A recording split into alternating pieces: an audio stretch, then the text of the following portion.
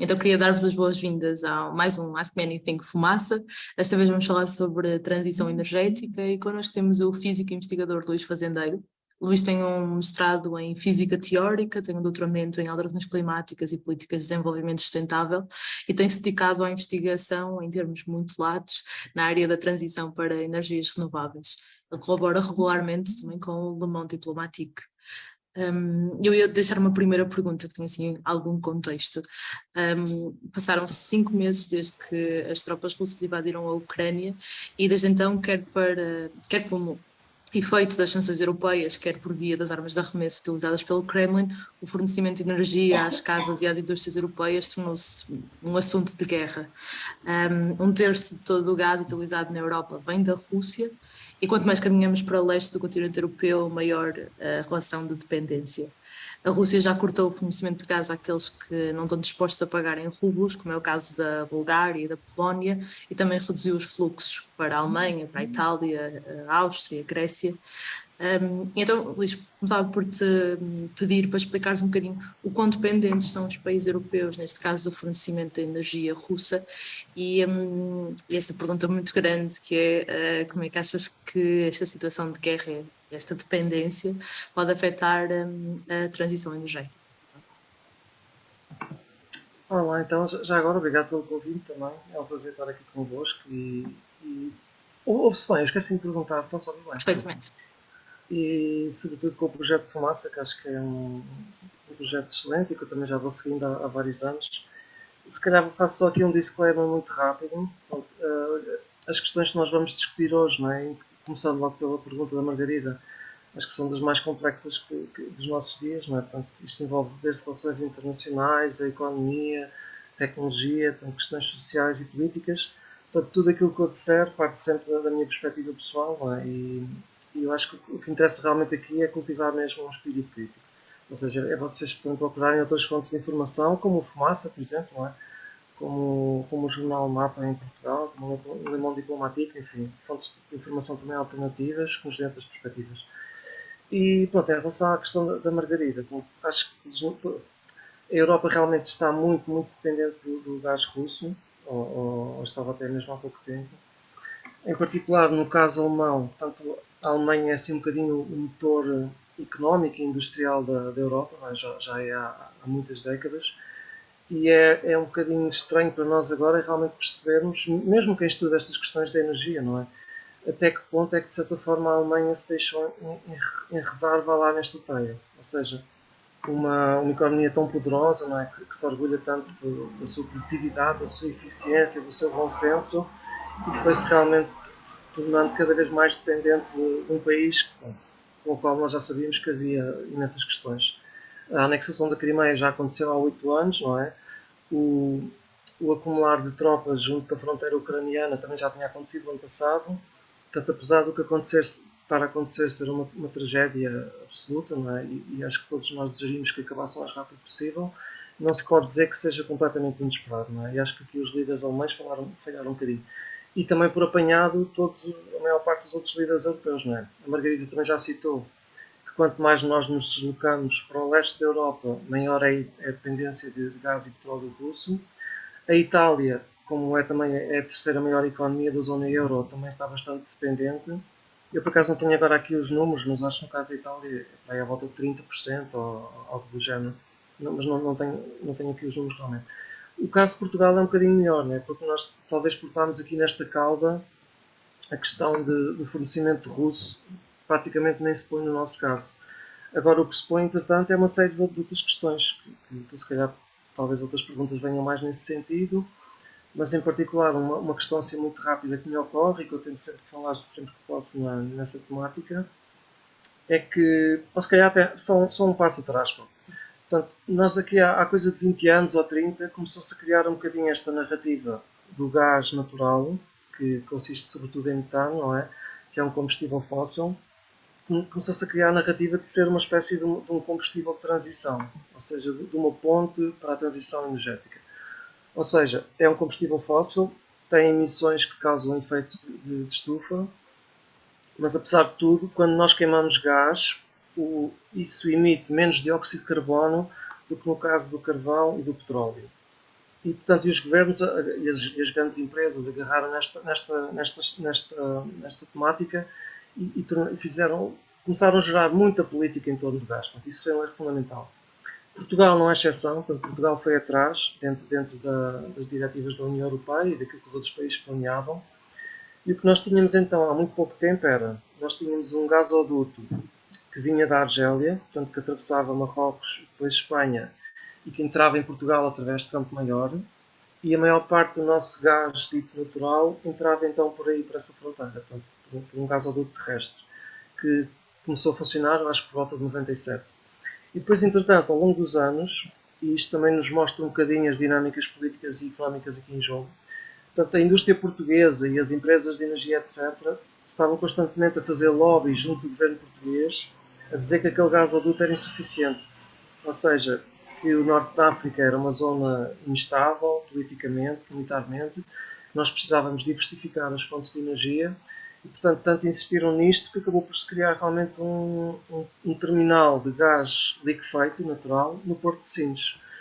E com os anos, a fatia de gás que nos foi chegando através de barco, portanto, deste tal gás liquefeito, em estado líquido, começou a ser cada vez maior, sobretudo a partir de 2014. E agora deu-se aqui também outra situação curiosa, é que devido a tensões também geopolíticas entre a Argélia e Marrocos e uma série de questões diplomáticas, a Argélia, o ano passado, decidiu cortar o fornecimento através desse gasoduto. E agora, nós em 2021, Portugal já tinha recebido 95% de todo o gás via barco, via LNG, e agora com o fecho deste gasoduto então, que nos ligava com a Argélia, nós estamos completamente dependentes do gás natural liquefeito. E, portanto, em 2022, muito perto de 100% de todo o abastecimento de gás vai chegar a Portugal através de barco. E depois, finalmente, há aqui a cereja em topo do bolo. É que acho que, provavelmente, como a maior parte dos que estão a ouvir já sabem, não é? O gás natural não é realmente esta maravilha que nos foi dita, não é? Quando nós, apesar de na altura da combustão ser um bocadinho nada mais limpo, quando nós começamos a somar todos os impactos ao longo da cadeia de produção, portanto, a extração do gás, nomeadamente a sua liquefação, se for transportado pelo barco, as fugas que há ao longo da viagem do navio, depois a energia que se gasta para voltar a injetar o gás na rede, etc, etc, etc. Quando nós somamos tudo isto, acabamos por descobrir que o gás natural pode ter um impacto muito superior ainda ao do carvão. Ou seja, e na prática o que é que isto implica? Implica que as emissões de Portugal e de vários países europeus, as emissões de gases de efeito de estufa, têm vindo a baixar ao longo dos últimos 20, 30 anos, de forma mais ou menos constante, uns mais, outros menos, mas provavelmente, devido a esta nossa ação, estamos a exportar muitas das nossas emissões para fora. E, portanto, através desta ação, nós estamos a fazer com que as emissões globais aumentem. Isto é... e finalmente, pronto, onde é que eu acho que isto vai dar? Em termos de guerra, eu acho que a pouco e pouco os líderes europeus começam realmente a dizer a pouco e pouco o que é que isto vai implicar para toda a União Europeia. Nomeadamente, eu penso que era mais ou menos claro para toda a gente que mais tarde ou mais cedo a Rússia ia usar os trunfos que tem, não é? E o seu grande trunfo, ou talvez o segundo maior a seguir às armas nucleares, é precisamente as suas reservas de gás e de petróleo. E portanto é óbvio que eles iam usar isto como arma de arremesso e estão a fazê-lo agora. E pessoalmente parece-me também um pouco estranho como é que a União Europeia está a demorar tanto tempo a reagir, ou seja, como se não tivessem, como se não antevessem estas coisas, não é? Com a claridade e com a lucidez que deveria estar a acontecer. Só para continuar essa ideia, achas que seria exigível uma reação há 5 meses ou antes disso? Ou seja, porque esta, por exemplo, o pedido da Comissão Europeia de redução e ter aqui um plano concertado surge na sequência da redução de fornecimento da Gazprom no Nord Stream 2 na Alemanha. Achas que isto podia ter sido uma reação muito mais antecipada no tempo? Eu acho que se calhar devia ter sido antecipada para aí uns 15 anos. Eu ia dizer 20, mas vamos lá, 15, porque pronto, o Vladimir Putin chegou ao poder há 22, 23, não é? Ele disse quase logo quais é que eram os seus planos, era restaurar o anterior Império Soviético. A União Europeia teve todo este tempo a reagir há 5 meses atrás, quando há esta invasão, quando a Europa decide, e do meu ponto de vista bem, fica por procurar ajudar a Ucrânia, eu acho que deviam-se começar imediatamente a delinear planos para consumir zero hidrocarbonetos e eventualmente todo o tipo de produtos vindos da Rússia. Talvez alguns desses planos tenham sido feitos em segredo e não tenham sido divulgados, e então talvez haja aqui uma estratégia de comunicação social em que nos vão dizendo a pouco e pouco os próximos passos, mas para quem realmente não tem acesso aos documentos confidenciais e quem não está neste processo de decisão, que acho que somos todos nós aqui, a ideia que parece que a Europa está constantemente a tentar recuperar terreno, ou seja, que toda a iniciativa está do lado do fornecedor de gás e petróleo neste caso, e que nós estamos só a tentar recuperar terreno. E já agora, é que muitas destas medidas, nomeadamente poupança de energia, portanto, racionamento, uma utilização racional dos recursos, são também muitas das ferramentas que nós precisamos urgentemente de implementar se queremos realmente combater a crise climática. E se há realmente uma seriedade em baixar as emissões com a rapidez que a Europa diz que quer baixar. E, portanto, a guerra realmente eu acho que não veio alterar radicalmente a situação em termos energéticos, vem acelerar um bocadinho certas tendências e vem também tornar mais visível, para quem não estivesse tão atento, onde é que realmente o poder está. Portanto, os países detentores de reservas de hidrocarbonetos e as empresas que os controlam, têm um poder absolutamente extraordinário e que influencia as decisões políticas, faz cair governos, inicia e termina guerras, portanto, e tem sido assim já desde há muitas décadas. Desde o Iraque até às questões do Irão e da Revolução, portanto, a Venezuela, porque é que, enfim, esta discussão levava-nos muito, muito longe, mas a Arábia Saudita, enfim. Só incentivar-vos a fazerem perguntas à vontade, é só ligar o microfone. Depois, se tiverem muitas pessoas a falar, força para colocarem aqui nas reações uma mão no ar, mas liguem os microfones e façam perguntas à vontade.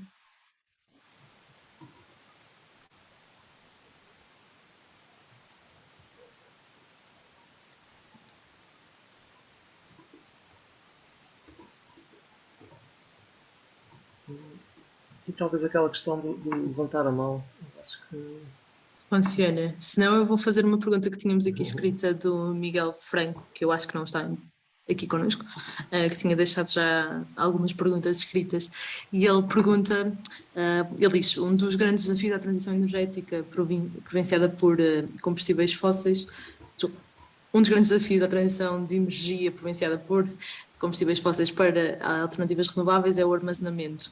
Enquanto os combustíveis fósseis são fantásticos nessa dimensão, não existem alternativas de armazenamento de energia solar, por exemplo, em grande escala. Como é que se começa a atacar este problema? É a pergunta do Miguel. Ok.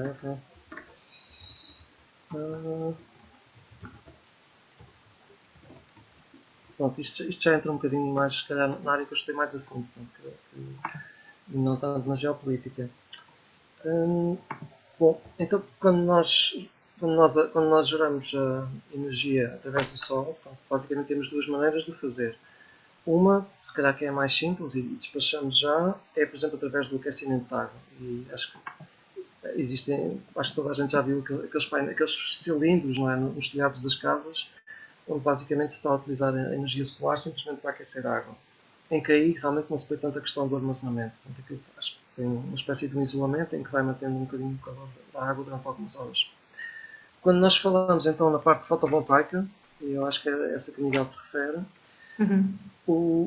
quer seja energia solar, ou é eólica, ou é hídrica, enfim, os problemas são um bocadinho parecidos. A questão realmente é como é que armazenamos a eletricidade. E, bom, no caso dos combustíveis fósseis é um bocadinho mais fácil, não é? Portanto, nós temos, por exemplo, uma central termoelétrica. Se queremos gerar eletricidade, começamos a queimar combustíveis e a eletricidade vai para a rede. Se queremos parar de o fazer, paramos, não é? E os combustíveis ficam lá.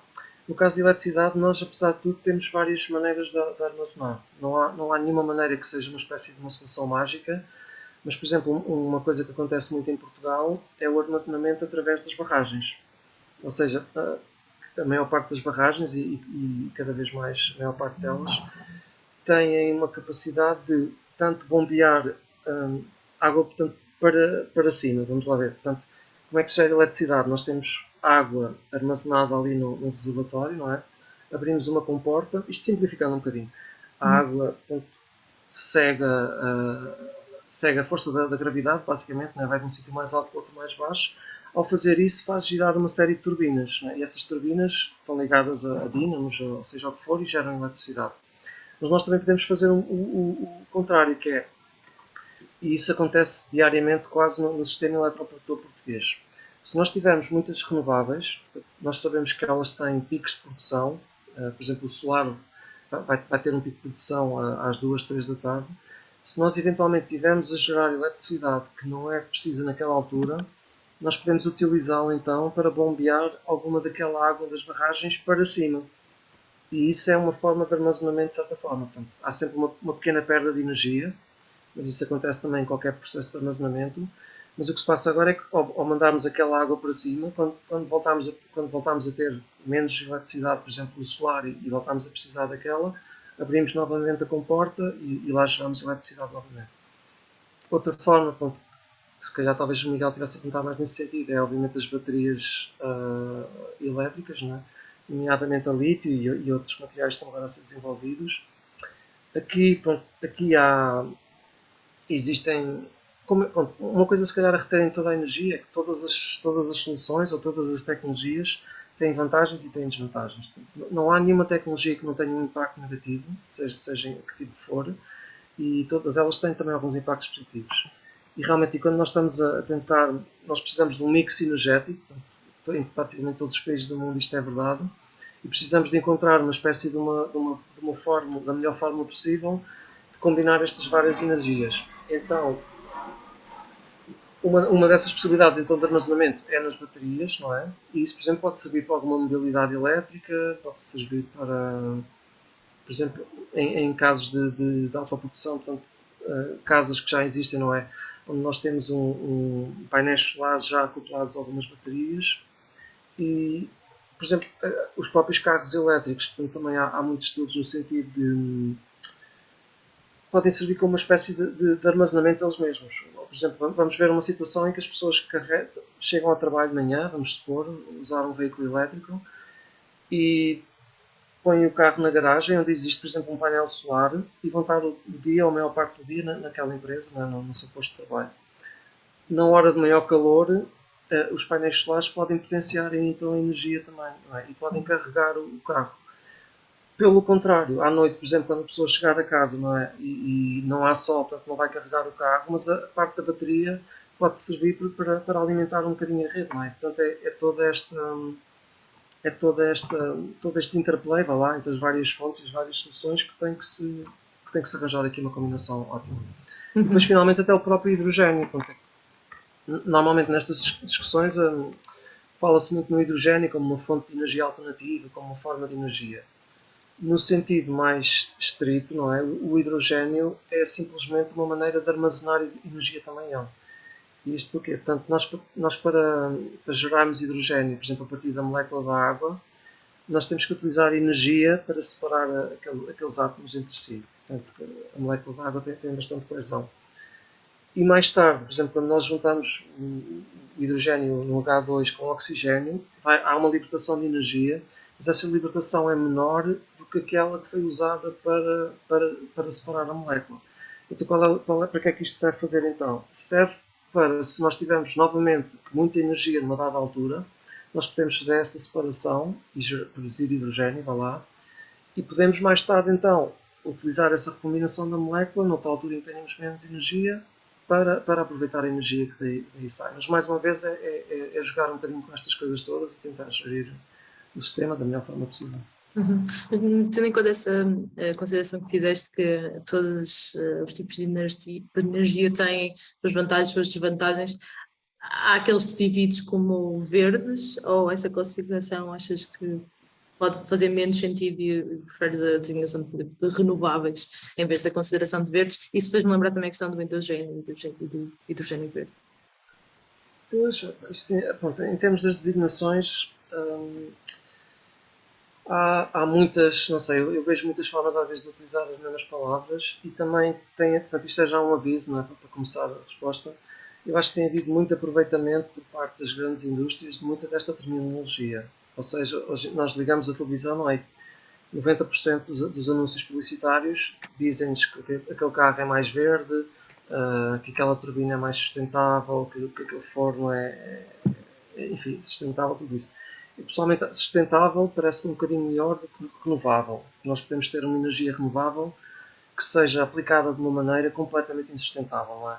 Podemos dar o exemplo, por exemplo, de barragens construídas em sítios onde não devem ser, ou mesmo no caso de Portugal, da construção de mais barragens, quando nós já temos uma quantidade enorme de barragens e não temos praticamente um único rio a chegar ao oceano em condições como seria suposto em termos ecológicos.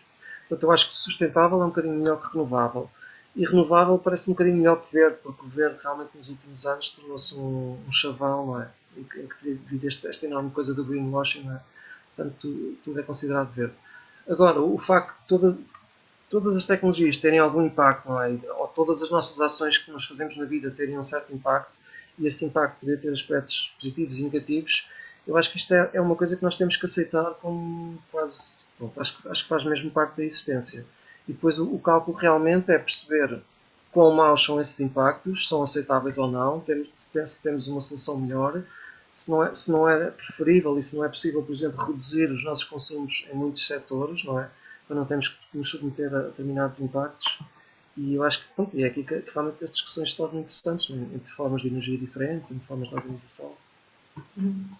Agora ia dar aqui uma volta outra vez mais para a questão geopolítica. A Daniela Figueira deixa no chat uma pergunta. Ela pergunta-te se achas execuível a redução de 15% do consumo de gás natural em Portugal, que vem do pedido e do acordo da Comissão recente.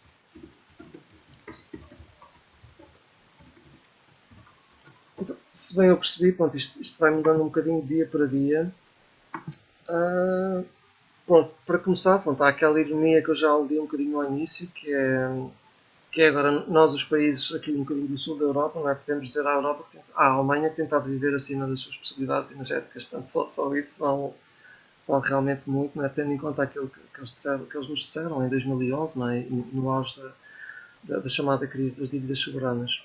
Agora, eu acho que, pronto, por exemplo, isto não abrange de igual modo todos os países da União Europeia 27. Por exemplo, os Estados-ilhas, se não estou em erro, nomeadamente Malta e Chipre, estão praticamente isentos disto porque não estavam realmente a receber o gás dessa maneira. Eu acho que no caso de Portugal, por exemplo, acho que não se vai pôr a questão dos 15%. Tenho a impressão que é menos e lá está novamente. A ideia, né, realmente é nós consumirmos menos gás aqui para depois estarmos eventualmente a enviar para a Alemanha, para os países da Europa do Norte que mais precisem dele. Eu noto, por exemplo, que o secretário de Energia, João Galamba, teve ontem num canal noticioso, penso na RTP Notícias, e esteve a falar um bocadinho dessa situação. E o governo fala muito nesta questão do transshipping, né? Que é uma bandeira que já vem um bocadinho de trás e do atual ministro Costa Silva de Economia, etc.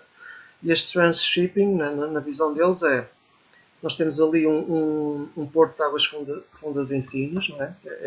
Que é ao mesmo tempo também um terminal de gás liquefeito. Portugal não consome assim tanto gás como isso, comparado com outros países. Podemos falar um bocadinho dos valores, mas está muito abaixo da média da Europa Central e da Europa do Norte. E, portanto, nós temos a capacidade técnica de receber muito mais gás através daquele porto, que vem em navios muito grandes, os chamados metaneiros, que transportam às vezes centenas de milhares de metros cúbicos de gás, e depois passar esse gás para navios um bocadinho mais pequenos e de dimensão média e enviá-los então para o norte da Europa. E isso, por exemplo, acho que podia ser é dessa maneira que o governo português está a ver um bocadinho o seu papel. Agora, se é execuível ou não, eu acho que a médio prazo é perfeitamente execuível, porque, por exemplo, nós fechámos há pouco tempo agora as duas centrais de carvão, não é, que existiam, e neste momento o grande, como é que eu dizer isto, o grande peso do combustível fóssil na geração de eletricidade em Portugal é precisamente o gás. Ou seja, nós temos as barragens, temos a eólica, começamos só agora a ter um bocadinho solar, né? Está a crescer agora nos últimos 2 anos ou assim, e para aí, dependendo dos anos, não é? Dependendo se há seca ou não, mas mais recentemente à volta de 35, 40% de toda a eletricidade tem sido gerada a partir de gás natural. Ora, só aí há uma poupança relativamente fácil de fazer, que é se nós cumprimos as metas que estão inscritas no roteiro da neutralidade carbónica, no próprio Plano Nacional de Energia e Clima para 2030, se cumprimos essas metas, se acelerarmos um pouco, significa que a fatia do solar vai crescer mesmo muito, vai ficar com capacidades comparáveis à eólica e à hídrica.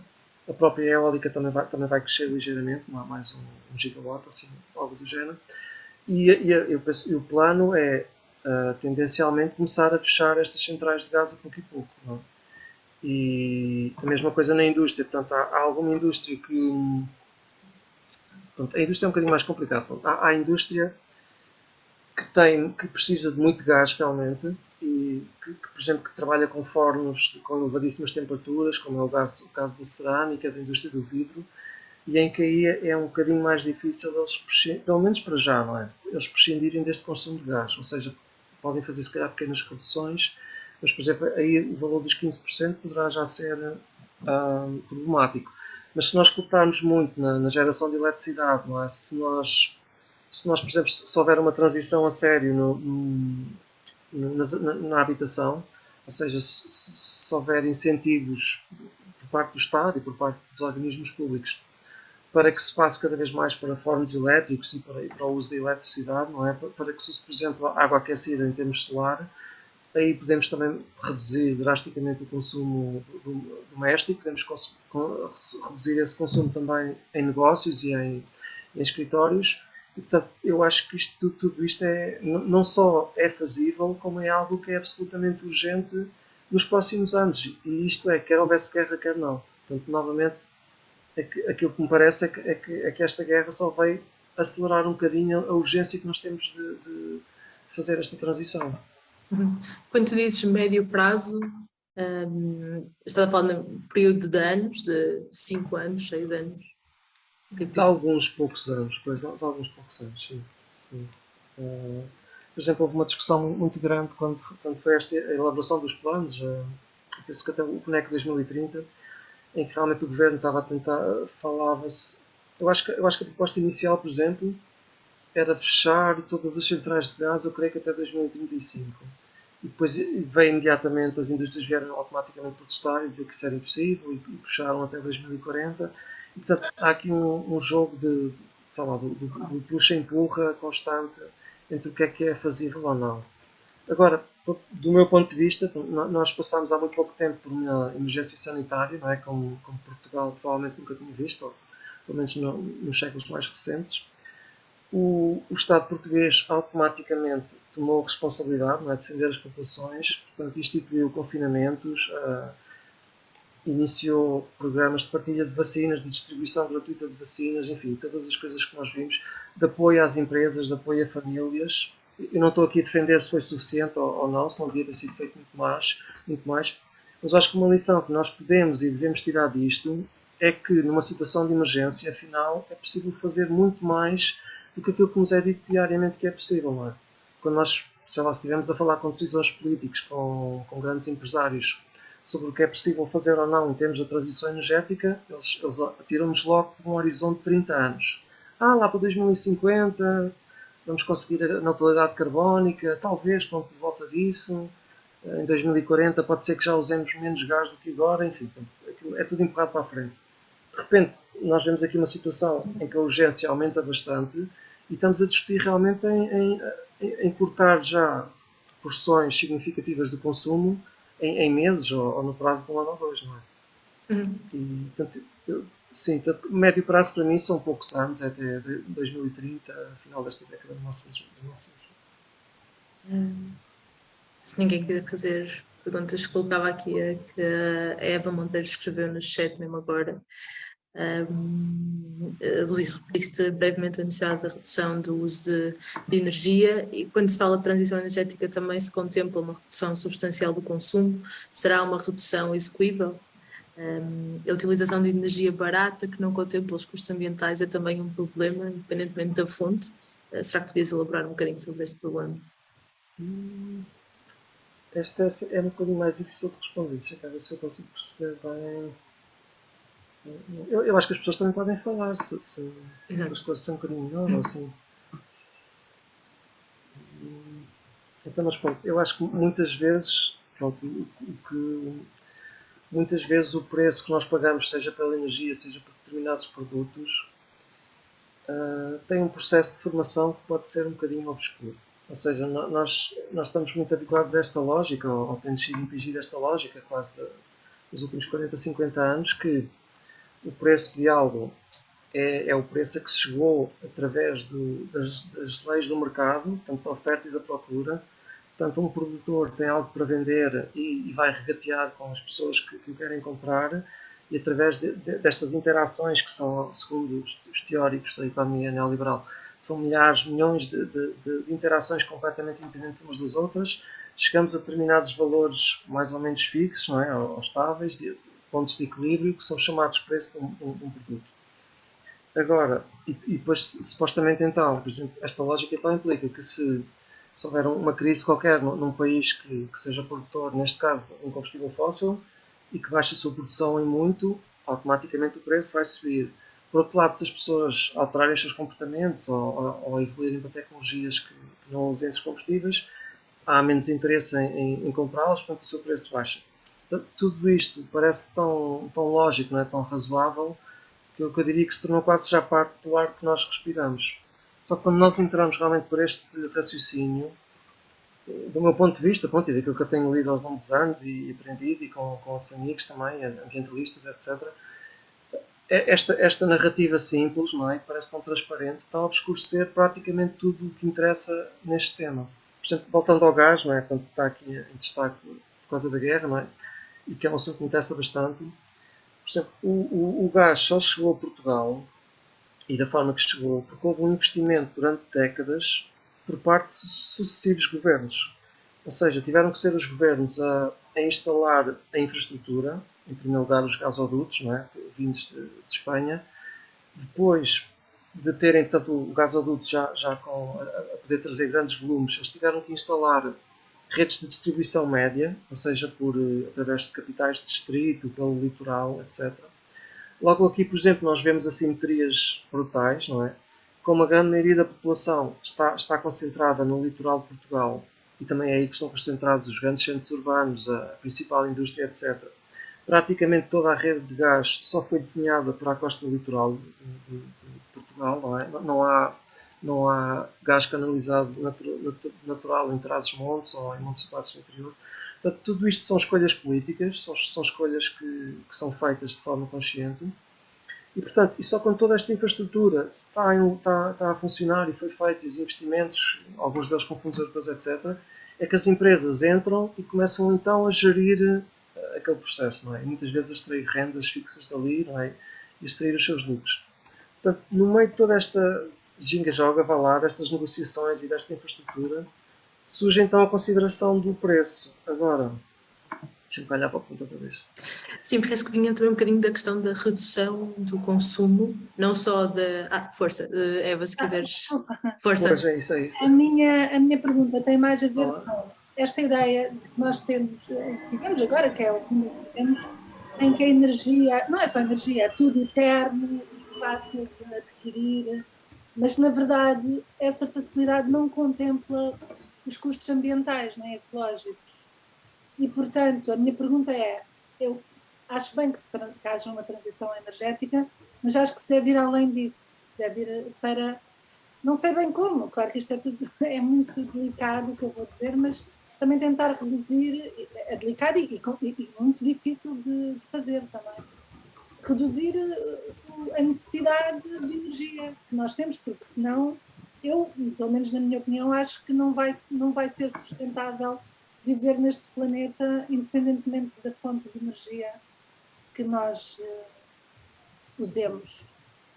É como aquele dos carros elétricos. Não é? Não é por nós mudarmos de carros a petróleo para carros elétricos, se calhar vai haver menos emissões de dióxido de carbono, mas vai haver na mesma muita necessidade de recursos. Portanto, nós temos que reduzir, no fundo, o consumo de tudo. É um bocado era isto que eu queria falar. Sei que não é fácil. Pronto. Não, não é fácil, mas pronto, assim já fica um bocadinho mais claro. E acho que já percebo um bocadinho melhor. Eu acho que eu concordo perfeitamente, acho que temos que reduzir o consumo da maior parte das coisas. Agora, se nós deixamos isso simplesmente entregue ao mercado, o que é que vai acontecer em termos práticos? Por exemplo, eu acho que a Eva tem razão quando diz que nós não estamos a pagar no preço da energia o real custo que ele tem, o custo ambiental, o custo ecológico, o custo em termos de alterações climáticas.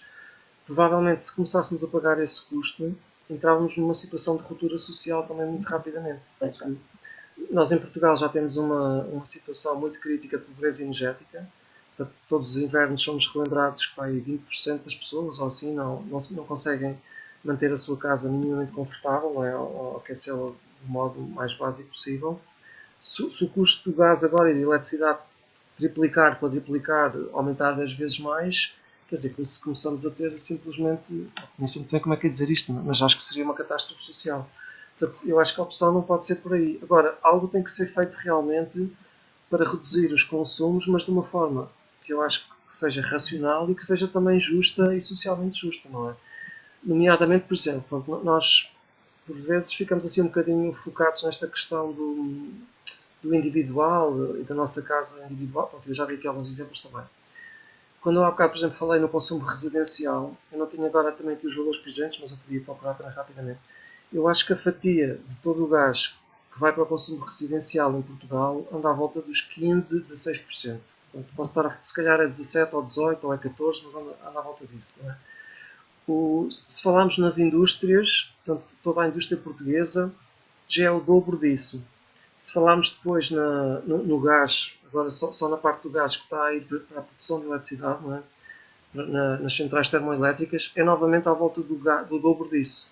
Portanto, nós podemos reduzir em muito o consumo do gás em termos nacionais e nem sequer haver assim uma grande diferença, por exemplo, nos consumos residenciais, não é? E já agora, não é? Essas grandes empresas têm capacidade de encaixar estas mudanças de outra forma, não é? Não só têm mais recursos económicos, como têm mais facilidade de ir buscar apoios do Estado, não é? Uma das coisas que está a acontecer, por exemplo, é que há um fundo da União Europeia que se chama Fundo para a Transição Justa. Portanto, isto é um nome muito fofinho e parece uma coisa mesmo muito bonita, mas que está a ser utilizado sobretudo para as grandes empresas. Ou seja, quando se começou a falar em transição justa, por exemplo, há 5, 10 anos, eu lembro-me de estar em encontros com ativistas pela justiça climática, etc. E as pessoas basicamente diziam: os trabalhadores não podem pagar a transição, os mais pobres, os mais vulneráveis não podem, precisamos de uma transição justa. E o que isto queria dizer era, por o facto de uma pessoa estar a trabalhar numa empresa fóssil ou numa atividade altamente poluente, não é justo que ela perca o seu emprego, seja despedida e seja basicamente descartada, não é? Portanto, essas pessoas têm que estar na linha da frente para novos empregos, para empregos em setores mais verdes, mais sustentáveis, etc. Entretanto, há aqui um reaproveitamento por parte das empresas desta linguagem, não é? Em que agora a transição justa é basicamente eles a dizerem: ok, nós vamos tentar baixar as nossas emissões, mas vocês têm que nos ajudar a fazer isso, têm que nos compensar por isso e nós não vamos pôr lá praticamente quase nenhum do nosso capital. E é isto agora que se está a chamar transição justa. E, portanto, há muito dinheiro a entrar para a indústria remodelar, por exemplo, a maneira como consome energia, para alterar as suas tecnologias, para tornar os processos mais eficientes, etc. E tudo isso leva a reduções consideráveis, neste caso de gás, mas também de petróleo e de energia no total. Portanto, ou seja, eu acho que todos ou quase todos precisamos consumir um bocadinho menos, mas até há algumas pessoas que precisam consumir um bocadinho mais, se calhar, porque podem estar em situação realmente de pobreza e de stress ou em condições muito difíceis. E depois há um grupo muito pequeno, realmente, que consome uma quantidade enorme dos recursos. E esse aí realmente precisa de reduzir muito mais. Não sei se fiz sentido, mas Sim, acho que sim. era mais ou menos isso. Não, era um bocado o que eu queria dizer é isso, acho que tem que haver uma transformação mas como é que isto se faz, não é? Tem que ser uma coisa social, não é? De organização da sociedade. Mas claro que é difícil. Bom, uma sugestão que não é assim tão extraordinária como isso, porque está a ser implicado a vários países, poderia ser, por exemplo, um imposto especial para os lucros de grandes empresas como a Galp, não é? Que estão a lucrar imenso com esta crise. Não é? Portanto, este imposto especial já foi aprovado em Espanha, penso que já foi aprovado em mais 4 ou 5 países europeus, não lembro agora quais é que são. Em Portugal, portanto, o Ministro da Economia disse logo que essa questão nem se punha, porque não queremos hostilizar as empresas estão a fazer o seu trabalho, uns anos há prejuízos, outros há lucros, portanto, enfim, faz tudo parte da lógica do mercado e não devemos ir por aí. Eu acho que se calhar devíamos ir um bocadinho por aí. Eu ia dizer que sobre isso também o líder da oposição também rejeitou essa medida.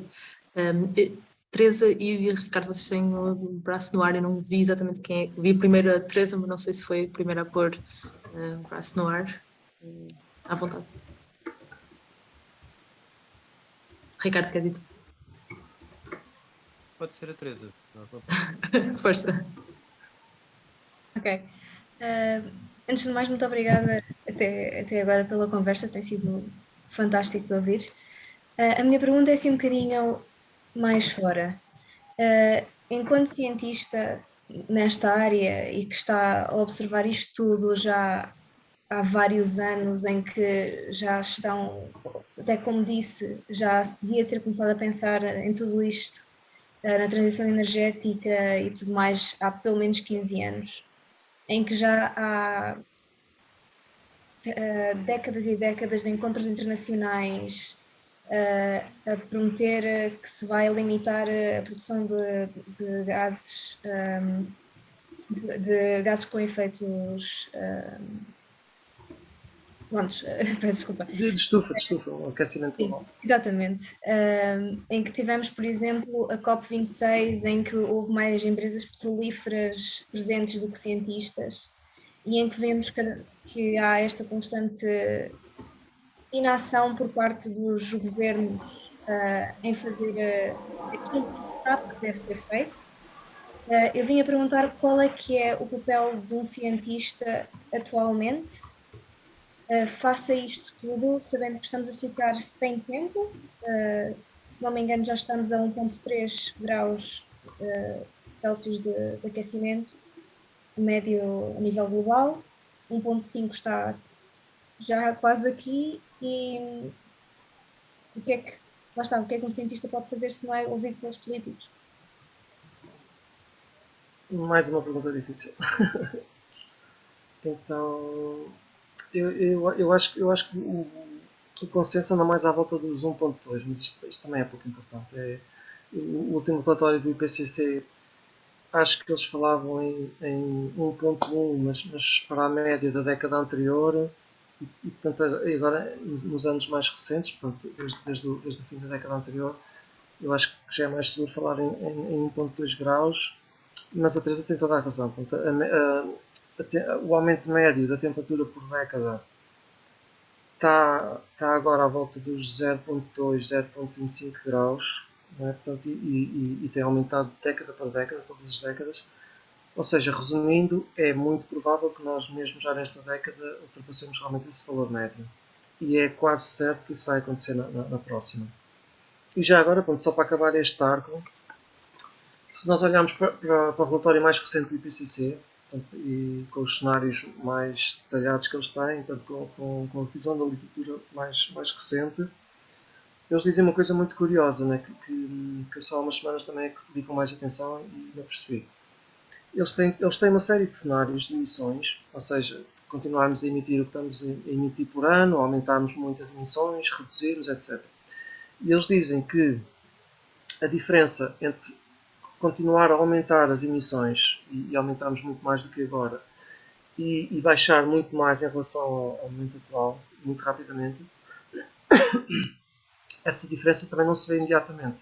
Ou seja, até ao final da década de 30, eles veem muito poucas diferenças entre esses dois cenários. E porque é isto também? É que nós estamos a falar de questões físicas, não é? Estamos a falar da mistura de gases na atmosfera e processos que nós não controlamos e que não fazem parte do nosso entendimento de como a sociedade funciona, por exemplo, ou do que deve ser moderno ou não.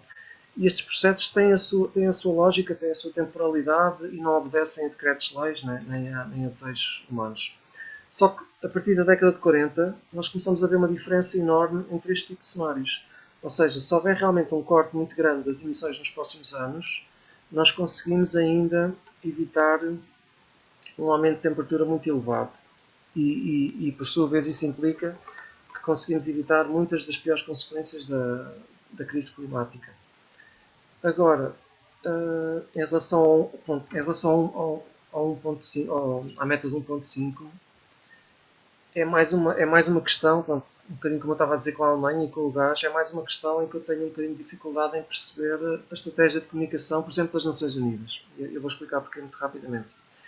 Eu sei que pronto, o António Guterres acho que tem feito um trabalho bastante bom nos últimos anos em fazer desta causa a causa principal do seu mandato.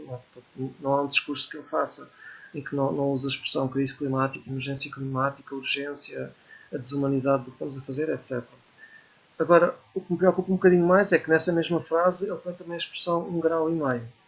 E eu acho que ele, sendo aconselhado pelos melhores cientistas que existem, praticamente todos eles não devem estar assim a suspirar ao ouvido que essa meta está praticamente fora de questão já.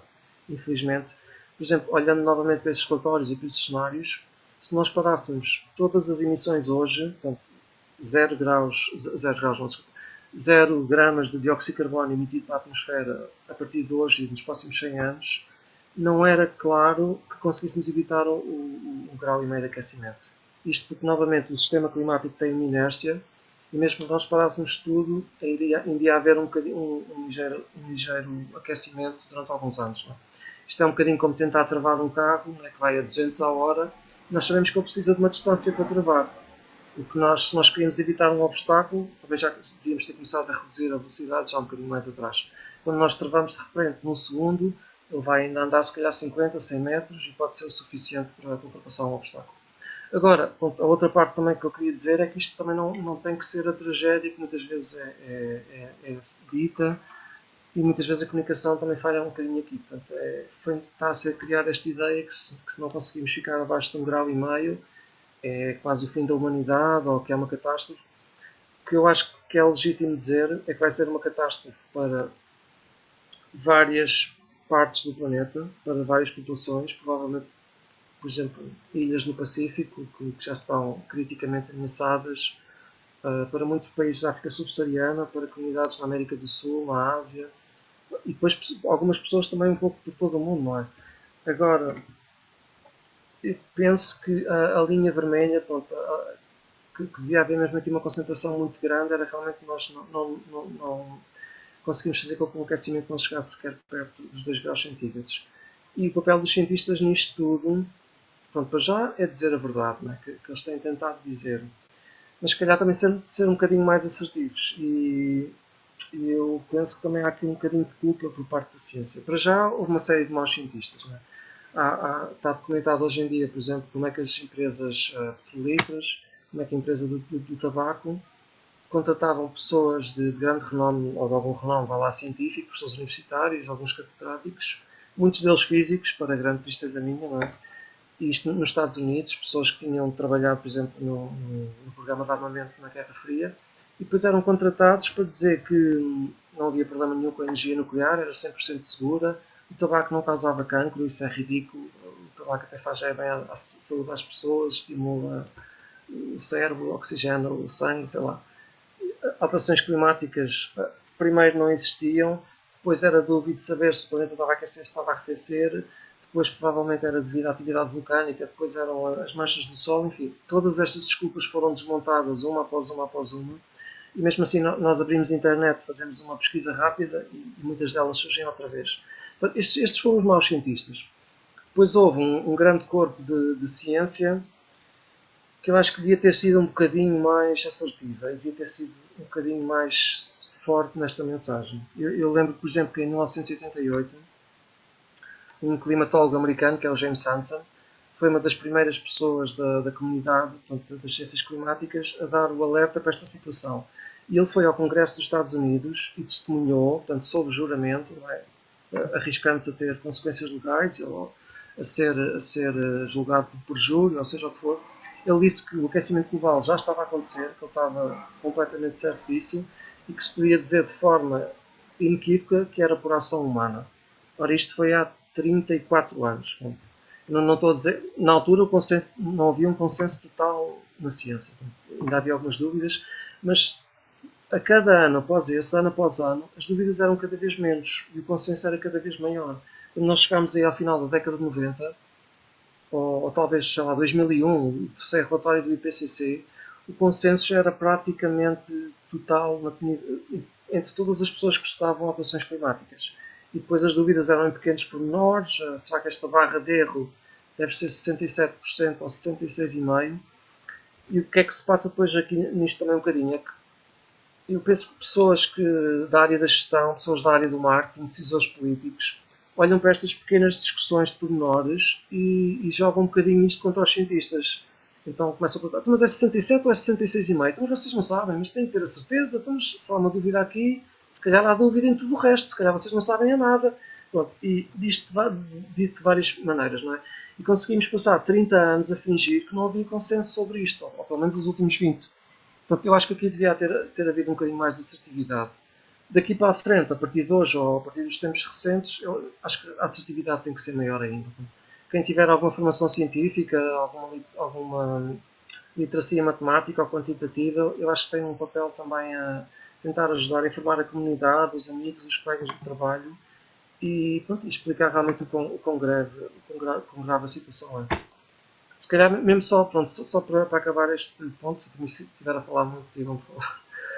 Aqui há 2, 3 anos, penso que em 2019, com o Extinction Rebellion, com a greve climática estudantil, começou-se a generalizar muito a ideia de emergência climática. Ideia ou noção? E eu confesso que eu próprio, portanto há 3 anos, achei que talvez não fosse uma boa forma de tratar o assunto. E isto também porque é que os nossos cérebros, não é? A nossa sociedade desenvolveu-se e estamos habituados a olhar para uma emergência como algo que está a acontecer agora, neste momento. Tipo, há um fogo em casa, temos que sair rapidamente, há um tremor de terra, há uma explosão, portanto é algo que acontece naquele instante preciso, não é? Ou quando muito daqui a 1 hora, daqui a 2. E o que nós estamos a dizer agora é uma emergência que é planetária, não é? Que vai avançando de forma quase inexorável, mês após mês e ano após ano, mas que muitos de nós podem não sentir grandes efeitos durante anos, ou podem não ver a sua casa arder, não é? E pronto, eu acho que aqui há um trabalho de tradução também a ser feito, no sentido de que ajudar a explicar às pessoas, não é? E falar com quem sabe do assunto, etc. Se a temperatura média aumenta, não é apenas esse aumento que está em causa, é que vamos ter fenómenos extremos com mais frequência, mais intensos, não é? Aquilo que aconteceu em Portugal em 2017, com os incêndios a 15 de junho e 15 de outubro, não teria sido possível, seria praticamente impossível se não fossem as alterações climáticas, enfim, toda uma série de outros eventos. Não é? E depois o que é que isto implica para o futuro? Só um último ponto.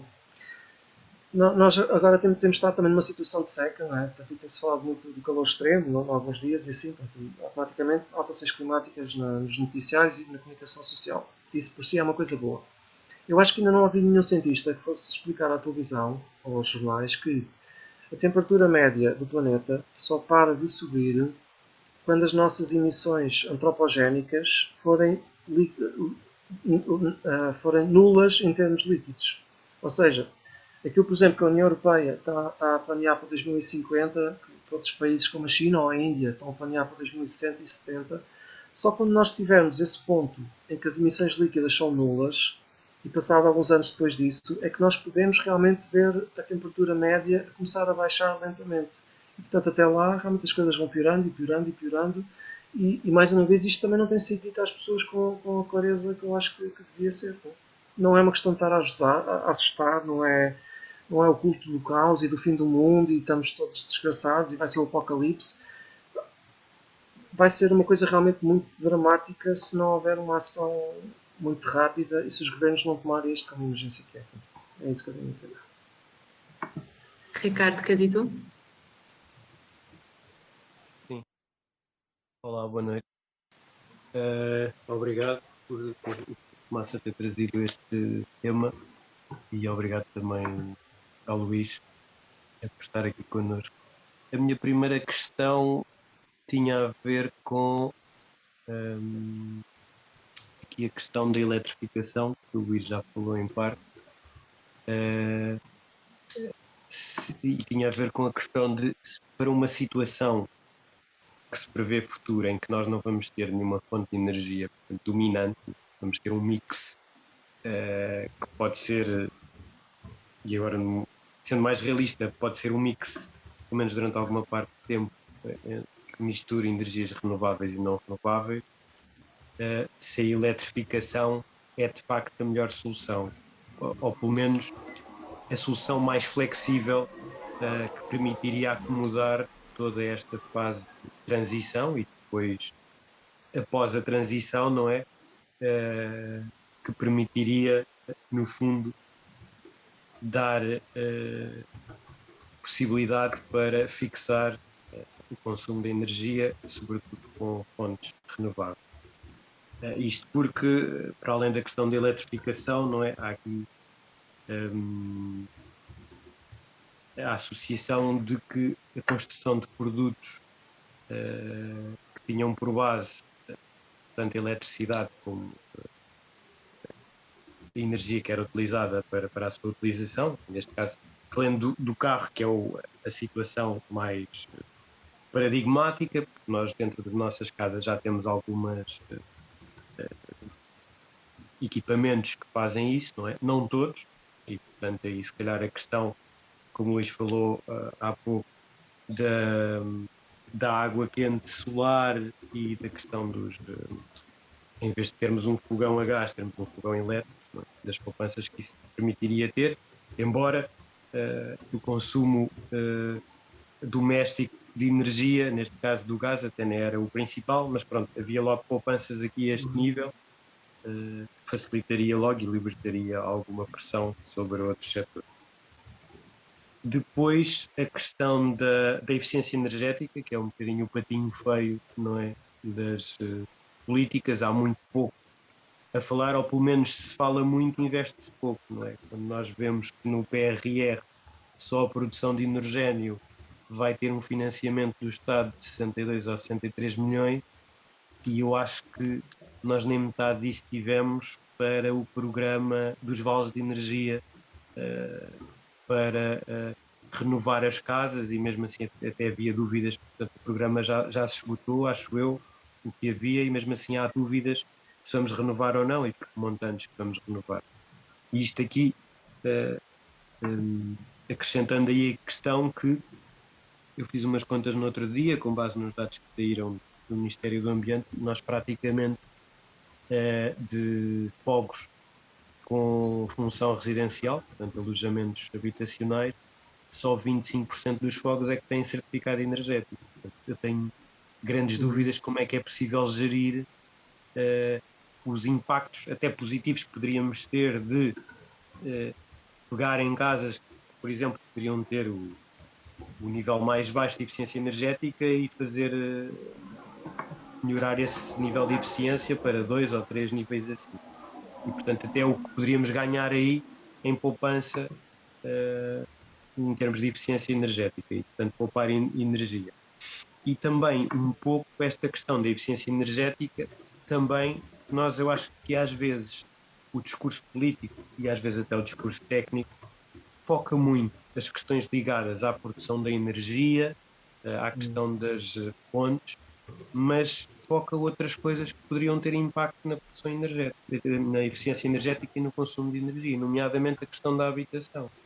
Ao nós termos um desordenamento do território brutal, com pessoas a terem que se deslocar entre 1 e 2 horas, casa-trabalho, trabalho-casa, se as pessoas pudessem viver mais perto do seu local de trabalho, não só utilizariam transportes públicos, que são muito mais eficientes energeticamente, porque transportam mais pessoas, funcionam durante mais tempo, e até será mais fácil mudar para fontes de energia renovável, portanto passarem a ser elétricos do que um carro, ou seja, é muito mais rentável tornar um autocarro elétrico do que um carro. Um carro está parado 90% do tempo, não é? Portanto, se tivéssemos de escolher entre os dois, era fácil optar por um autocarro elétrico e não um carro. E depois outra questão que é, se as pessoas viverem relativamente perto dos sítios onde trabalham, que são 50% das deslocações, não é?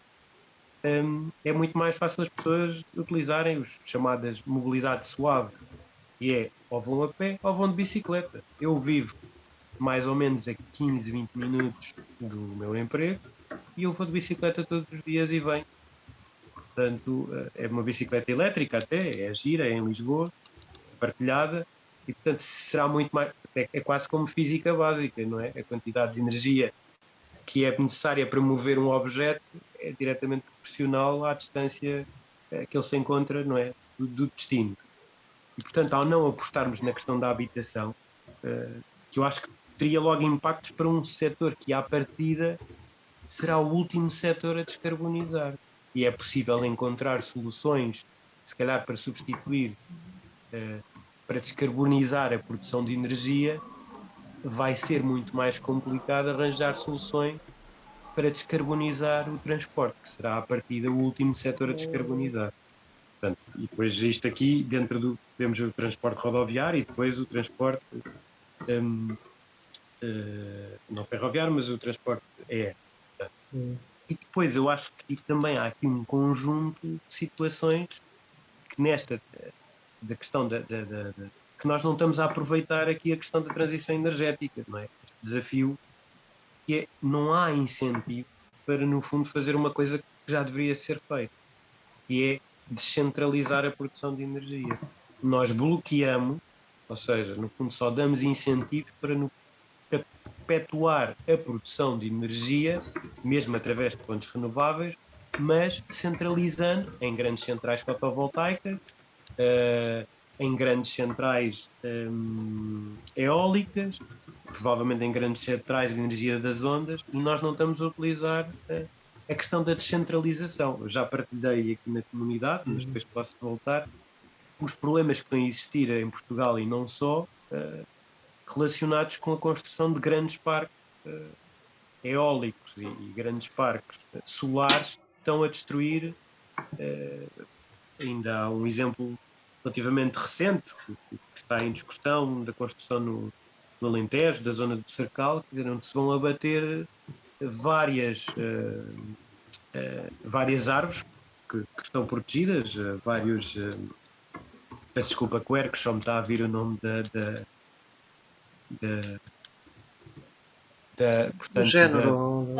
sim, sim, do género de sobreiros, exato, porque para construir um fotovoltaico, que ainda por cima não vai servir para produção de energia, é para ir à partida fornecer energia a um grande data center que vai ser construído na zona de Sintra.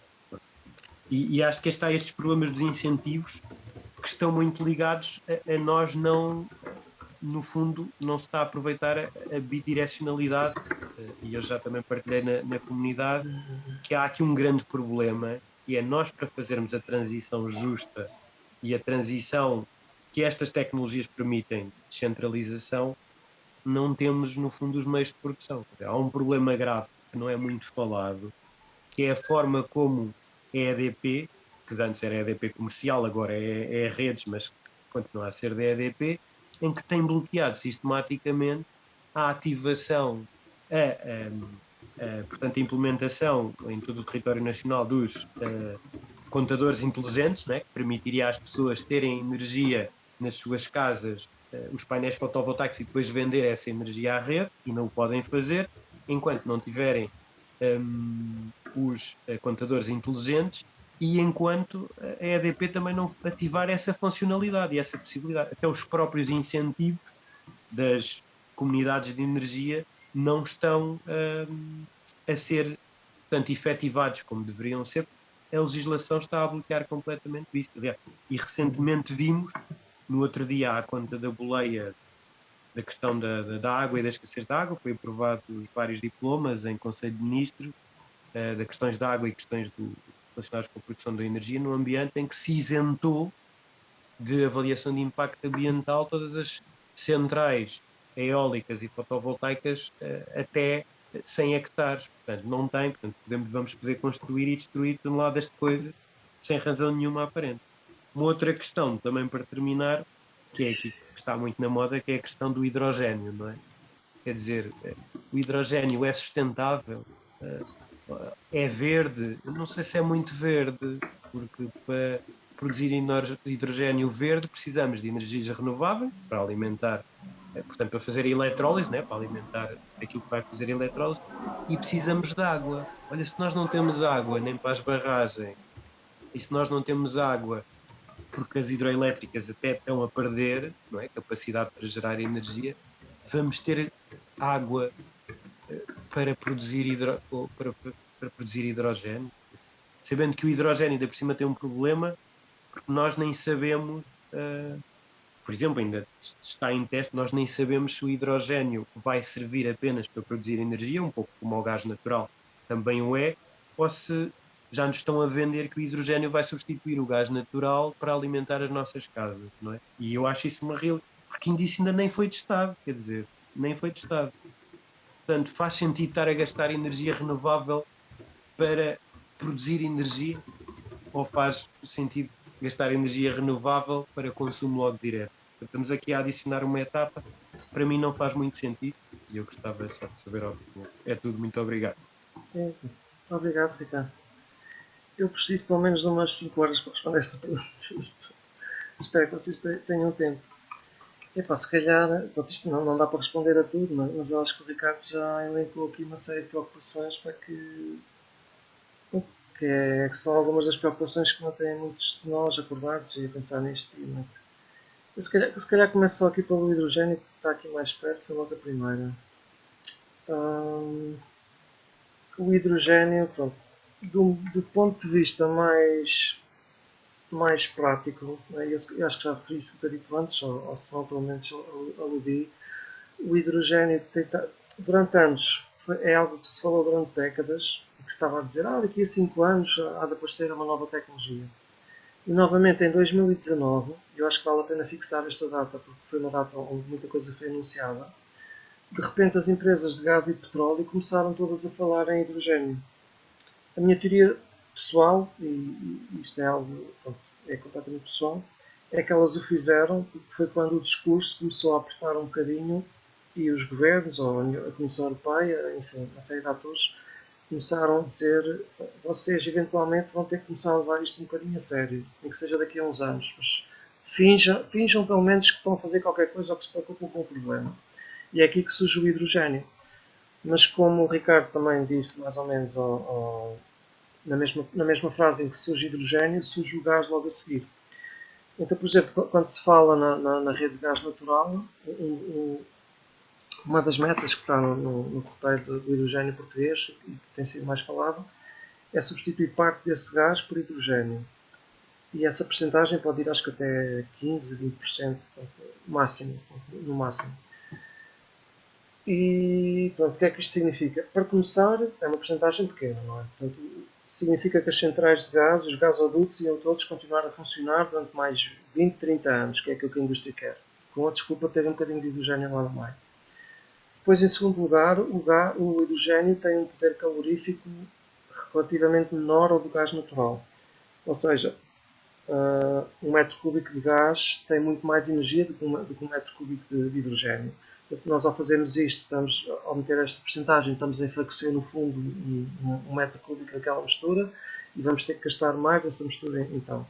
Ou seja, há toda uma série de razões para isto não ser uma boa solução.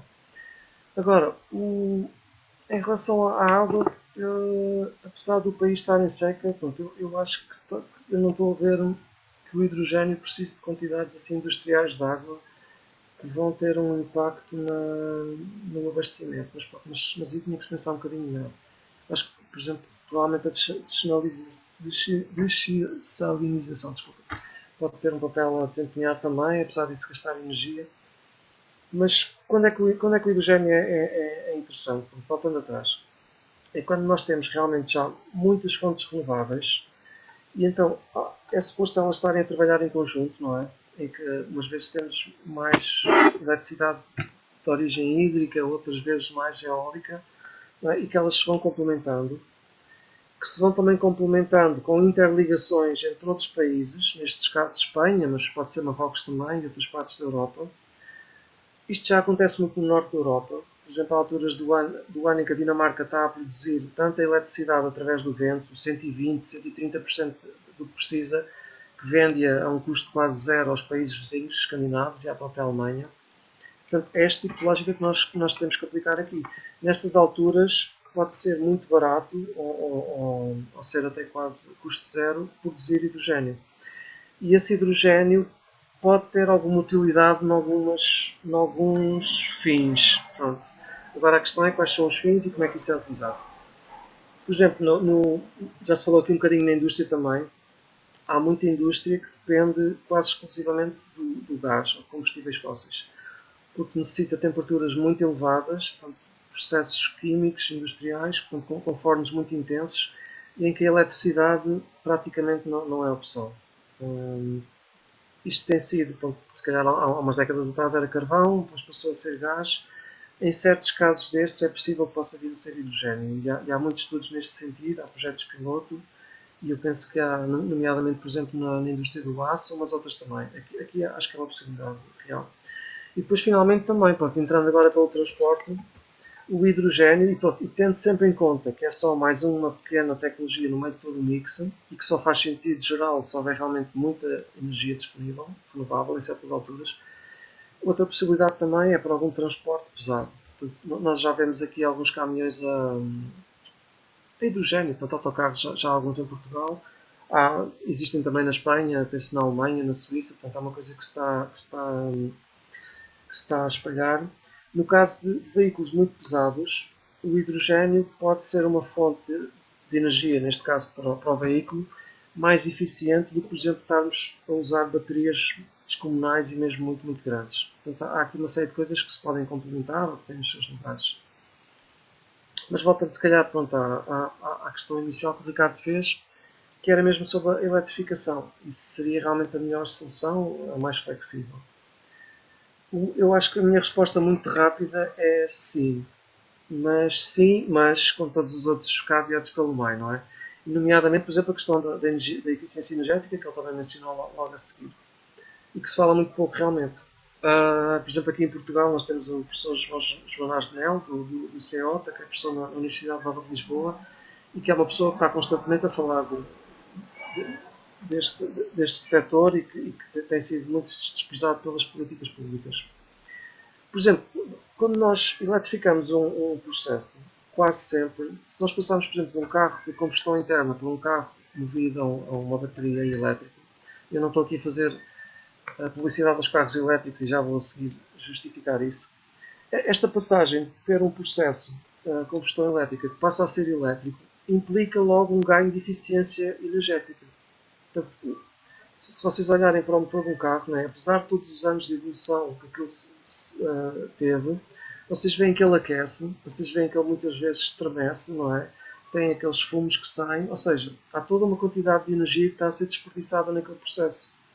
A eletricidade, neste sentido, não só é um bocadinho mais limpa, como é mesmo intrinsecamente mais eficiente. Ou seja, quando nós fazemos este switch, já estamos a ganhar eficiência.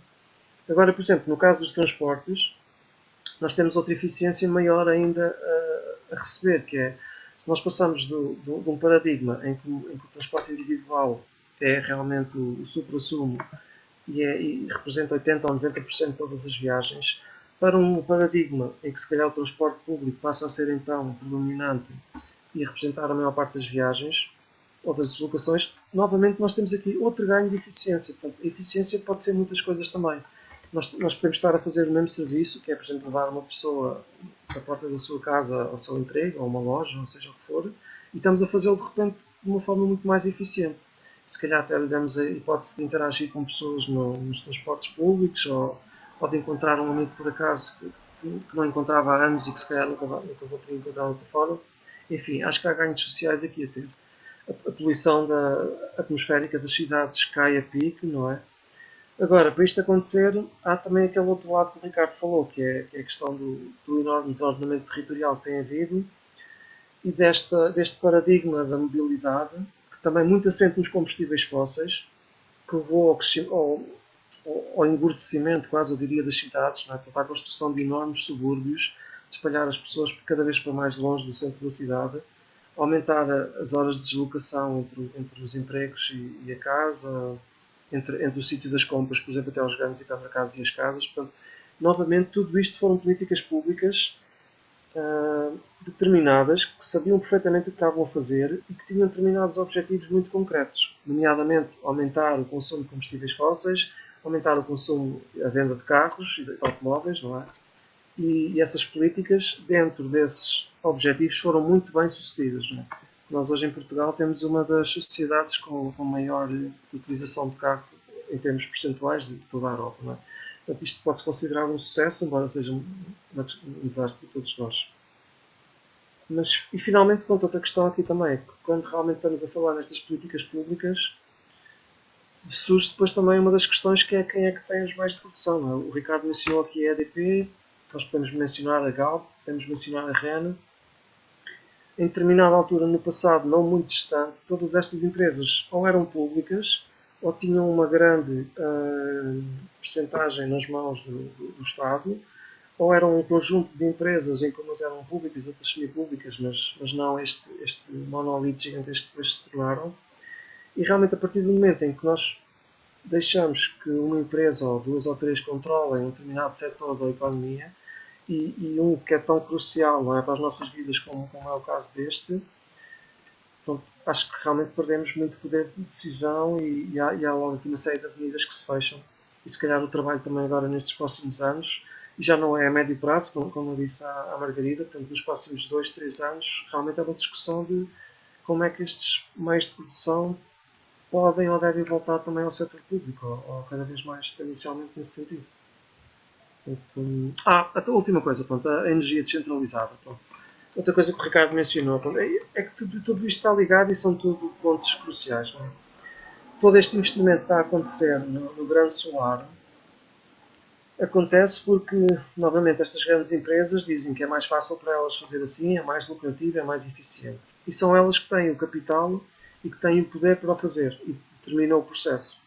E, infelizmente, o governo vai um bocadinho atrás, né? seja PS ou seja PSD ou parecido, e se for preciso faz até leis para ajudar a facilitar estes processos. Não é?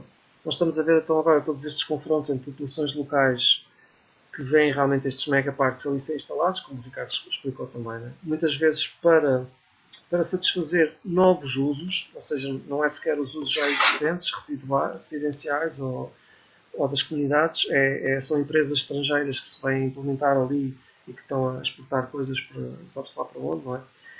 Agora, se nós mudarmos um bocadinho este paradigma de tão descentralizado para mais centralizado, tão centralizado para mais próximo das populações, com instalações mais pequenas e mais próximas do local onde vão ser consumidas. Exatamente, não sei quem é que disse, mas o Ricardo Proença, o caso da EDF é paradigmático, eu tenho a certeza que vão acontecer mais alguns nos próximos meses. Mas depois voltamos a falar nisto.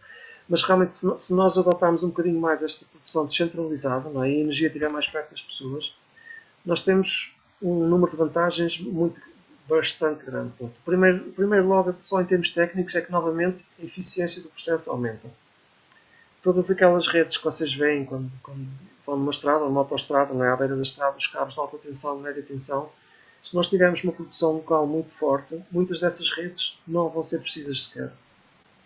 E em todas essas redes existem perdas de energia associadas. Ou seja, quanto mais longe for o sítio onde se produz eletricidade do sítio onde ela é consumida, maior é a perda ao longo do caminho. Portanto, isto é um problema conhecido, né? Pode-se minimizar, mas há sempre uma perda associada. Se o painel estiver no telhado, a perda é praticamente nula.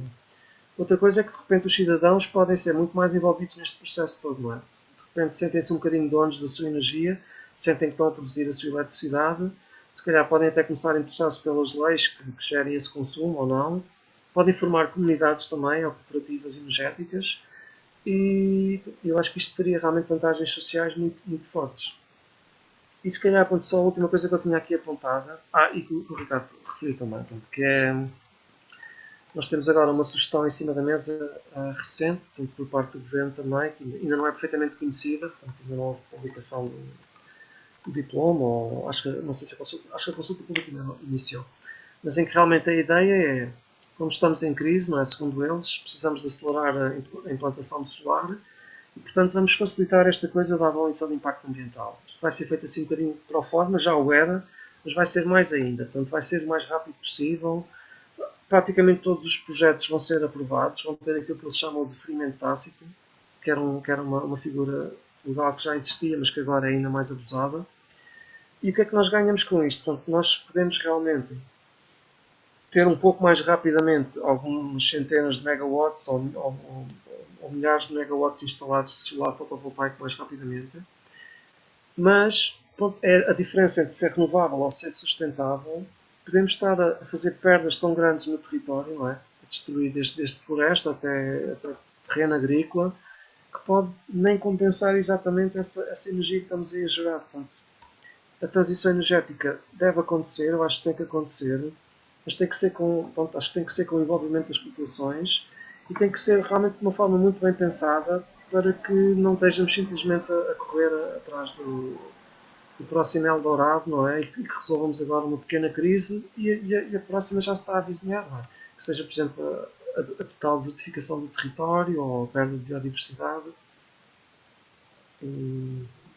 Ou até, pronto, ou até mesmo, pronto, outra coisa que eu também já escrevi sobre isto recentemente, que é a questão da mineração dos fundos marinhos, não é? Portanto, com esta desculpa que é uma necessidade real, com esta necessidade de acelerar a transição energética, com alguma falta de metais críticos que se encontram muitas vezes localizados nos poucos países, nomeadamente no caso da China, as terras raras, está a haver agora uma pressão enorme para se começar a extrair minerais, né, do fundo do mar, portanto, a profundidades de mais de 200 metros, tanto em território nacional como em águas internacionais. Ora, nestes territórios supõe-se que vivam milhões de espécies, a maior parte delas ainda nem sequer identificadas pela natureza. A atividade em si ia ter também um impacto bastante destrutor. Portanto, as máquinas vão basicamente ao fundo do mar e estão a raspar o solo, não é? Para arrancar aqueles pedaços pequeninos de minério para os recolher. Tudo isto levanta plumas de poeira, não é? De material suspenso que se podem propagar ao longo de dezenas de quilómetros, como já foi referido em estudos científicos.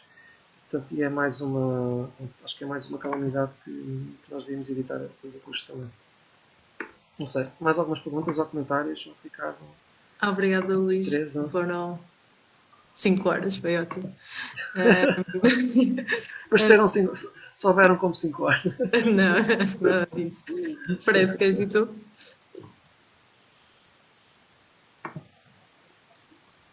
Boa noite, toda a gente. Eu sou o Fred, sou também do.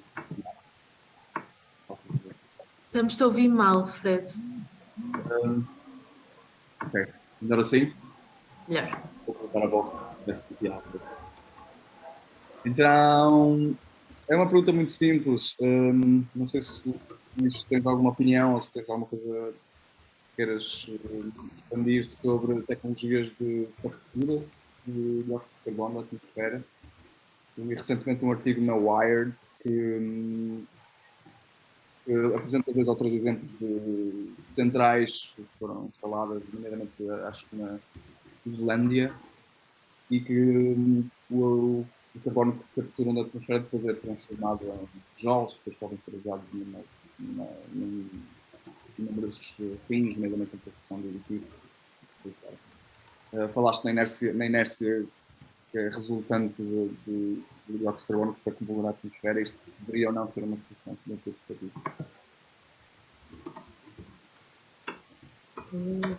Aqui só acho que é uma coisa muito rápida.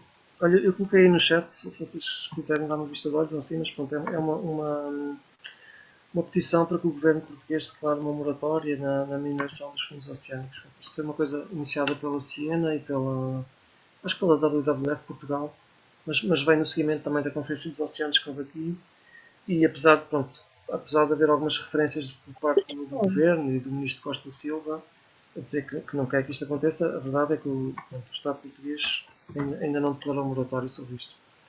Sobre o CCS, que é o Carbon Capture Storage, ou o CCUS, que é o Carbon Capture Utilization and Storage, A minha posição normalmente nestas coisas, pronto, seria suspeitar logo das indústrias. Pronto. Eu confesso que tenho um bocadinho este mindset. Começo logo a pensar o que é que eles estão a tentar ganhar com isto, o que é que eles estão a esconder, isto se calhar é para não fazer aquilo que deviam. Agora, a verdade é que não é tão simples também como isso. E a razão que eu acho que não é tão simples é que nós temos. Se nós pensarmos, por exemplo, no caso das termoelétricas, aí para mim é relativamente claro. Eles querem advogar esta solução porque sabem que isto vai implicar um investimento. Vamos imaginar uma central a gás. Se a central aplicar este investimento, provavelmente com a ajuda do governo ou de fundos comunitários, não é? Isto significa que ela vai ter que estar a funcionar por mais 10 ou 20 anos só para pagarem, de certa forma, o custo que foi feito. Portanto, seria uma maneira artificial de prolongar a sua vida. E o que é que aconteceria nesse caso? Esta nova tecnologia ia capturar o carbono que fosse emitido sei lá, na chaminé da fábrica, não é? Que fosse emitido por aquela central termoelétrica, mas ela ia continuar a consumir gás ou carvão, porque no caso de Portugal, gás. Ou seja, nós íamos ter que continuar a escavar gás de algum ponto do mundo, a transportá-lo para cá, portanto, com todas as emissões que isso implica. Essas emissões ficam nos países de origem, normalmente estão lá no sul global, não é? Ou ao outro hemisfério norte. O transporte, as perdas no transporte perdem-se numa espécie de uma bolha que é o transporte marítimo internacional, que não entra nos cálculos de nenhum país, portanto é como se não contasse. E há até aqui uma situação em que nós podemos aplicar isto na central termoelétrica e nós reduzimos praticamente a zero as emissões dessa central e podemos até estar a aumentar as emissões noutras partes do mundo. Agora, isto é para a geração de eletricidade. Se nós pensarmos no caso da indústria do cimento, na indústria do papel, do vidro e de mais uma ou outra, mas sobretudo o cimento, que é talvez o caso mais paradigmático e aquele que eu conheço melhor, existem emissões associadas à produção do cimento, nomeadamente, eu penso que é quando eles produzem o clinker, ou não me lembro agora dos pormenores, ou quando adicionam um determinado material, eles têm emissões que são as chamadas emissões de processo, que não podem ser de alguma forma mitigadas, ou pelo menos são extremamente difíceis de mitigar. Por exemplo, há bocado o Ricardo dizia que o transporte público para ele talvez fosse o último a ser mitigado. Eu acho que é mais fácil mitigar as emissões do transporte, apesar de ser extremamente difícil, do que algumas desta indústria pesada, onde nós temos realmente processos que não são muito fáceis de mitigar. E aqui, eu e milhares de pessoas que estudam isto, começa a haver um certo consenso que talvez o CCUS faça algum sentido. Agora, tudo depende realmente de como é que isso é feito. Não é? Por exemplo, é muito importante que, se nós capturamos o carbono e se nós o utilizarmos para qualquer coisa, seja para um material de construção, seja para um pedaço de mobília, não sei. Há muitas, seja para fazer bolinhas nos refrigerantes, que também é uma fonte de dióxido de carbono. Independentemente desse objetivo final, esse dióxido de carbono poderá ir parar outra vez à atmosfera. Portanto, em mais ou menos tempo. Portanto, é muito importante saber o que é que vai ser feito a seguir. Se for um ciclo em que essa relibertação é relativamente rápida, em poucos anos ou até mesmo décadas, se calhar não se está a ganhar muito com este processo. Se houver maneira de utilizá-lo em algo em que esse produto vai ficar ali durante muitos anos, aí já começa a fazer um bocadinho mais de sentido. Se houver realmente maneira de enterrar esse dióxido de carbono no subsolo, e se nós tivermos muito boas garantias que ele não vai sair dali a escalas de tempo mais ou menos geológicas, aí também a coisa começa a fazer algum sentido. Eu digo algum, ou seja, só para dizer que isto não é... Isto tem pernas para andar e é uma solução possível. Agora tudo depende de como for feita. E é curioso também, é que se isto fosse implementado em larga escala, nós começávamos a fazer um bocadinho o oposto do que temos feito nos últimos 200 anos. Ou seja, desde a Revolução Industrial, passou-se cerca de 200 anos a desenterrar carbono, que é basicamente aquilo que estava nos combustíveis fósseis, portanto carvão, petróleo e gás natural, desenterrá-lo o mais rapidamente possível, queimá-lo o mais rapidamente possível e libertá-lo na atmosfera. Se houver agora realmente maneiras de capturar carbono, seja à fonte dos processos, seja mesmo através de captura direta do ar, nós de certa forma poderíamos começar a reverter um bocadinho este processo. Pronto, que é até algo irónico.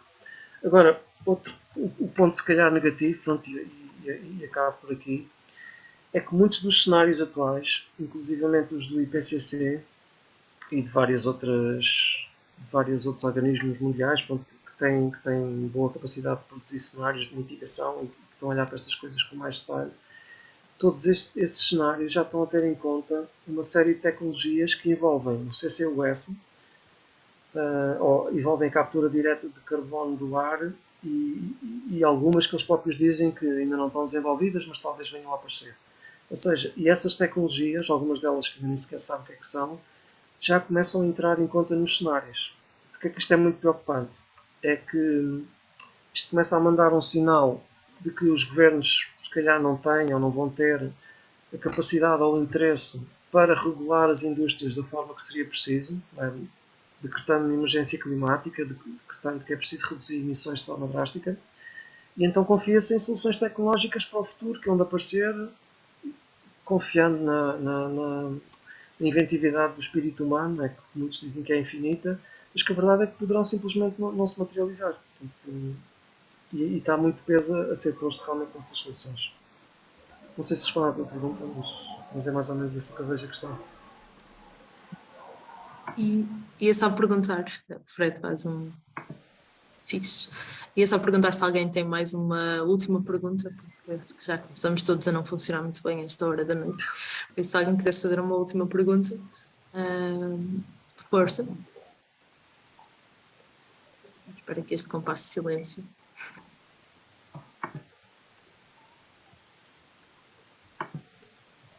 Se ninguém se lançar a isso, então deixo uma última pergunta de algumas que o Miguel tinha.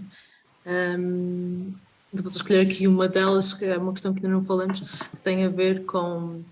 Ele pergunta se é energia marmotriz, para estar a dizer corretamente, se é uma fonte de energia com futuro, o que é que está a ser feito neste campo e quais os principais ou os atuais desafios neste tipo de energia.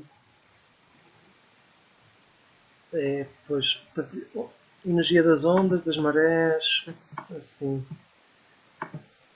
Pronto, aí é que eu já sou um bocadinho menos positivo. Pronto, eu tenho tentado aqui falar um bocadinho de tudo. Isto tem um lado bom, isto tem um lado mau. Eu não estou, sinceramente, não estou a ver assim grande desenvolvimento, nem no curto prazo, nem no médio prazo. Portanto, e porquê? Eu acho que, não sei, acho que há algumas dificuldades técnicas ali que talvez sejam ser minimizadas. Porque nós temos plataformas realmente a flutuar, por vezes no alto mar ou na costa, portanto, a receber o impacto da ondulação de forma quase direta. E aquilo é muito grande. Eu tive uma vez, por exemplo, numa conferência que acontece cá todos os anos, que envolve o Ministério da Economia da Noruega, etc. Eles são muito proativos neste tipo de energia que envolve o mar, etc. E vi alguns protótipos, por exemplo, alguns dos protótipos eram gigantescos e eram coisas que iam ficar a poucos metros da praia. E eu logo ali comecei a pensar, qual é a praia em Portugal em que nós vamos pôr isto, não é? Quando eu digo poucos metros, era, pronto, via-se, conseguia chegar lá a nadar, etc. Isso aí despertou logo assim um bocadinho alguns sinais de alarme. Por exemplo, Portugal teve aqui projetos também, acho que na primeira década deste século, havia ali um projeto piloto, acho que na zona da Figueira da Foz ou assim, foi falado um bocadinho a nível mundial, que era um dos primeiros, era um dos mais avançados naquela tecnologia. Entretanto, a coisa morreu praticamente, não sei, de morte natural. Outros países começaram a fazer outras coisas, aquilo perdeu o interesse. Sinceramente, acho que está muito atrasado. Uma tecnologia que eu acho que tem realmente imenso potencial, e eu trabalhei nisso durante alguns anos e pronto, ainda sinto assim, espero que as coisas corram bem, que aquilo funcione, prende-se com a fusão nuclear. Isto é sempre um bocadinho polémico usar aqui o termo nuclear, mas isto é aquela forma de energia nuclear que se anda a tentar conseguir para aí desde os anos 50 ou assim, não é? E, novamente também tem sido extremamente difícil. Agora, se nós apontarmos, por exemplo, para a segunda metade deste século, ou seja, portanto, não é uma energia que nos vai ajudar a resolver esta crise, a baixar emissões, a chegar à neutralidade carbónica. Mas na segunda metade deste século, no próximo século, eventualmente, acho que é uma energia que tem mesmo um potencial enorme, aí sim, de realmente produzir quantidades de energia mesmo muito grandes e que nós vamos precisar delas na altura, portanto, não só para satisfazer algum do consumo que ainda houver, mas também se calhar para coisas como, por exemplo, desalinização. Portanto, eu penso que as questões da água potável vão se acelerar, não é? E vai haver uma falta cada vez maior. E se nós tivéssemos realmente uma fonte de energia que fosse muito limpa, que fosse segura, não sei, acho que a fusão nuclear aí podia ter um papel importante. Energia das ondas, não sei, é mais uma. A geotérmica é importante em vários países, nos Açores, na Islândia, noutros. Enfim, é todo um mix de soluções. Bombas de calor. Uma coisa que os países escandinavos têm muito é jogar com a diferença de temperaturas entre o subsolo, debaixo das casas, por exemplo, e o ar cá em cima, portanto, e jogar com esse diferencial. Muitas funções. Antes de irmos embora, pode só explicar rapidamente o que é a fusão nuclear, ou seja, como é que a produção de energia funciona dessa forma? Muito rapidamente é a forma como as estrelas se mantêm a brilhar todos os dias. Portanto, como elas têm uma enorme massa, portanto, a força gravítica que captura os átomos ali perto, junto uns dos outros, arranca os elétrons, não é? Portanto, ficam só os núcleos. E depois a força gravítica que atrai os núcleos é de tal maneira forte que supera a repulsão elétrica. Ou seja, os núcleos são forçados a chocar uns contra os outros e a serem contraídos de tal maneira que se forma um núcleo diferente. E quando isso acontece, liberta-se uma quantidade enorme de energia. Eu acho que 100 vezes mais do que acontece, por exemplo, na fissão. E isto acontece com núcleos com elementos leves, portanto, nomeadamente o hidrogênio, a ser convertido em hélio, que é exatamente o contrário da fissão nuclear. Na fissão nós pegamos quase nos elementos mais pesados que há, o urânio, o tório, e dividimos ao meio. Portanto, isso liberta alguma energia. Quando nós fazemos o contrário com os mais pequeninos, aquilo liberta muito mais energia e é quase intrinsecamente seguro. Porque se nós, por exemplo, se nós tivéssemos ali uma câmara de gás de fusão de plasma e disparássemos para lá um tiro de caçadeira, a reação parava automaticamente, porque a densidade dos materiais é de tal maneira pequenina que bastava entrar uma lufada de ar que a reação parava. Enfim, bom, tem muitas vantagens. Tem menos resíduos, tem uma série de vantagens, mas está a 50 ou 80 anos de distância. Não sei se vamos ver a funcionar. Enfim, fica para o futuro. Obrigada, Luís, pela disponibilidade e por esta 1h40. E queria agradecer a toda a gente que esteve aqui connosco e pelas vossas perguntas. E pronto, desejar-vos a todos um bom descanso e boa noite e voltamos a ver num próximo evento, quem sabe, presencialmente. Beijinhos e bom descanso para todos. Obrigado também.